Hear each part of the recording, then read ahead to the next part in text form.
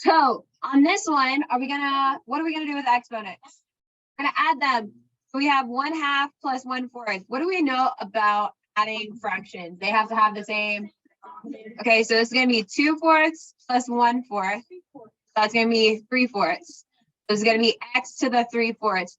Please don't just write 3/4 as the answer, because that's not it. Okay. We have a power raised to a power. So what are we gonna do?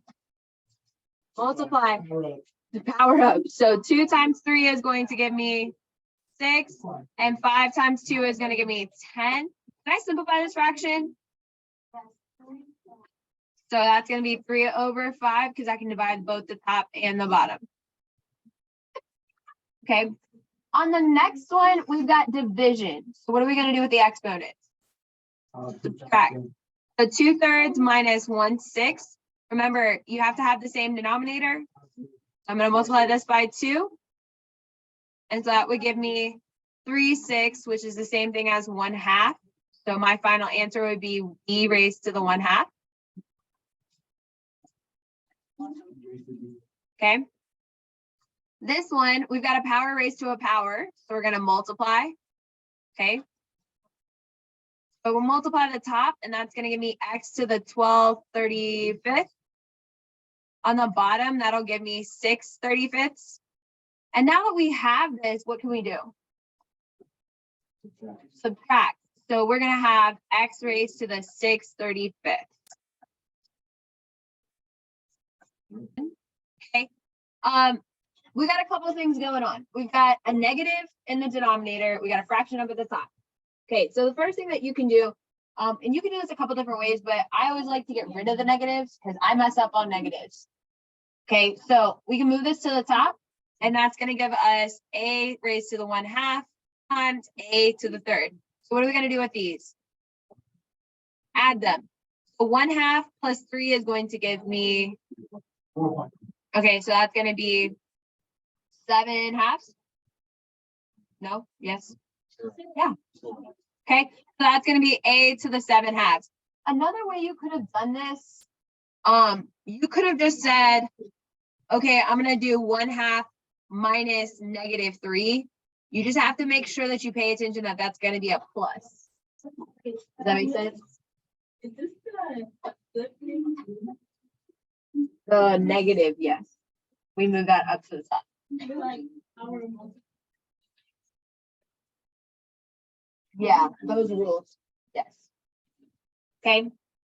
On the next one, we have division. So we're going to subtract.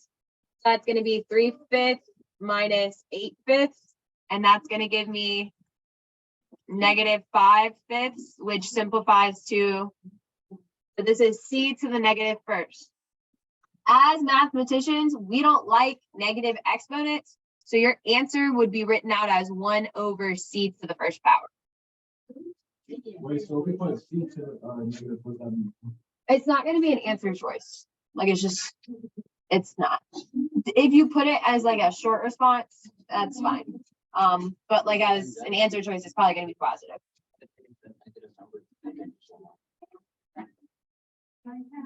You know, there's got to be good and evil in the world to balance it. So I'm going to go with the thought process that they needed negative numbers to balance out the positive. Okay, on the next one, we have a negative and we have this to the 0 power.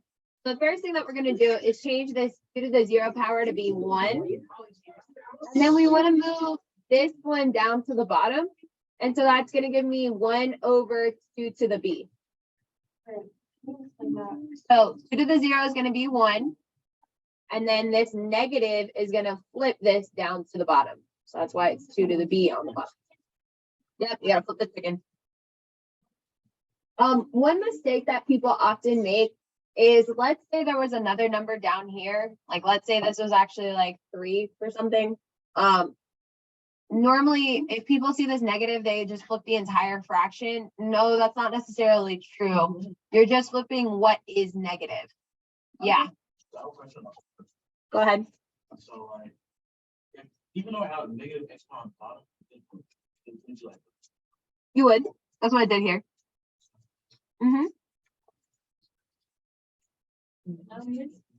What? Why is it B there? Why is the B there? At the bottom. Because that negative. So it brings it to the bottom. Why? How come, even on the bottom, on the top, the most top on the bottom of the bottom, you know, it's still facing Okay, are we talking about this one or are we talking about this? like, nah, it's sort of like. Yeah. How can you do that now? Like, when you multiply those. I put it, it's already on bottom, and so I moved it to the other side of the division line. Right? Okay, last one looks a little crazy. Okay, but we have all these numbers raised to the 0 power. So when we distribute that 0, that's just gonna equal 1. I know. Are equal to each other. Okay, so we have 5 to the 1/3 raised to the 2nd power, and then 5 to the 2nd raised to the 1/3 power. Why are these the same? Well, when we multiply these exponents, that's going to give us 5 to the 2/3, and then 5 to the 2/3. Yeah. Why don't you like? You want to take the cubic root of 25? I don't. Okay, now here's the new part. How do we write 5 to the 2/3 using radicals? Okay, remember the denominator is going to go outside in this little cubby hole. 5 is going to go underneath, and then we're going to raise to the 2nd power. Okay, so that 2 is going to go on the inside.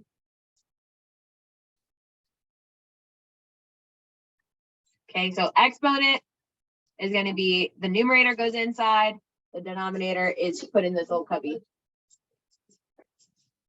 All right, so let's try this first one. So we want to rewrite this using radical notation.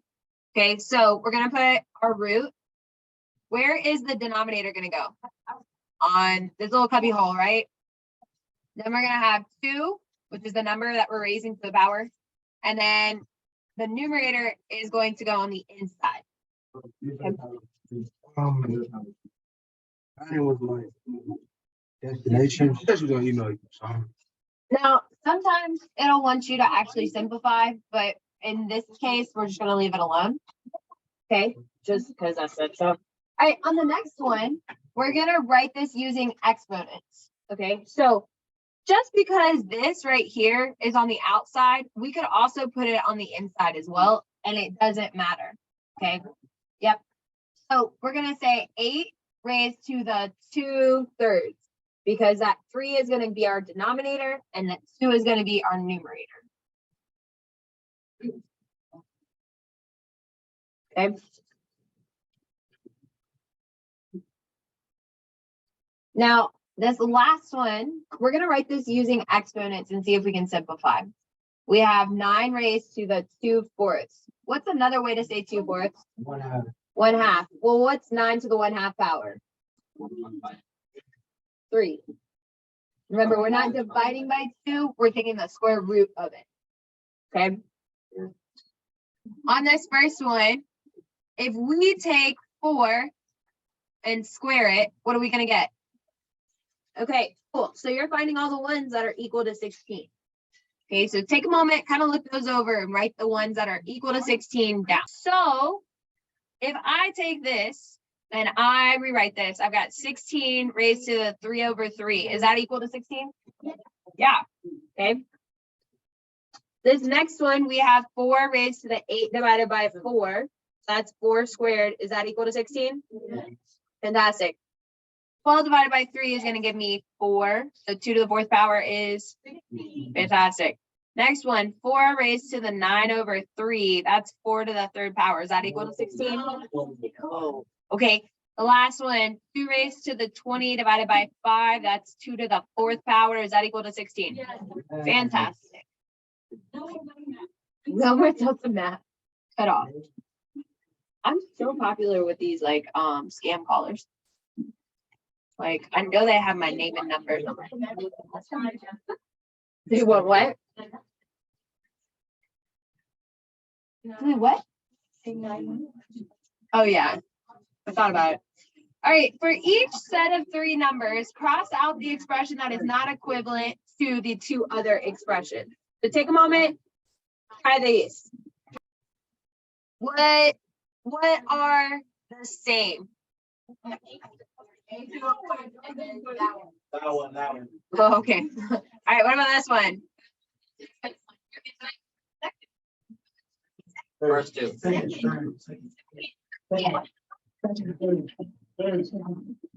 should be the second one. The third one has that negative. That's not right. First, second, third. Oh my God. Okay. This one should be the second one. This one should be the third one.